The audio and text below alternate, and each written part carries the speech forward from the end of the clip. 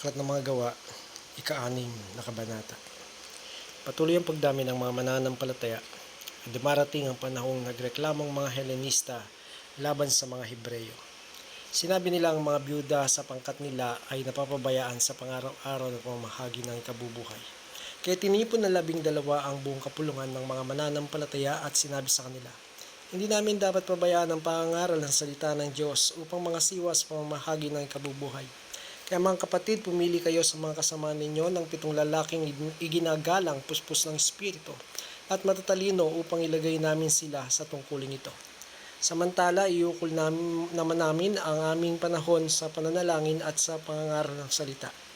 Nalugod ang buong kapulungan sa panukalang ito kaya pinili nila si Esteban, isang lalaking lubusang nananampalataya sa Diyos at puspos ng Espiritu Santo, at sina Felipe, Procoro, Nicanor, Timon, Parmenas at si Nicolas na taga Antioquia, isang hentil na nahikayat sa pananampalataya ng mga Hudyo.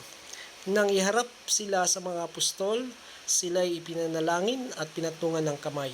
Patuloy na lumaganap ang salita ng Diyos at ang mga sumasampalataya ay parami ng parami sa Jerusalem. Maging sa mga paring Hudyo ay marami ring sumampalataya. Pinagpala ng Diyos si Esteban at pinagkalooban ng kapangyarihan, kaya nakagawa siya ng maraming kababalaghan at himala sa harapan ng madla. Minsan nakipagtalo sa kanya ang ilang kasapi ng sinagoga ng mga pinalaya na binubuo ng mga Hudyong taga Cirene, Alejandria, Cilicia at Asia. Ngunit wala silang magawa sa karunungang kaloob ng Espiritu kay Esteban. Kaya't lihim nilang sinulsulan ang ilang lalaki ng patotoo laban sa kanya ng ganito. Narinig naming nilalait niya si Moises at ang Diyos. Sa gayon naudyukan nilang magalit kay Esteban ang mga tao, ang mga pinuno ng bayan at ang mga tagapagturo ng kautusan.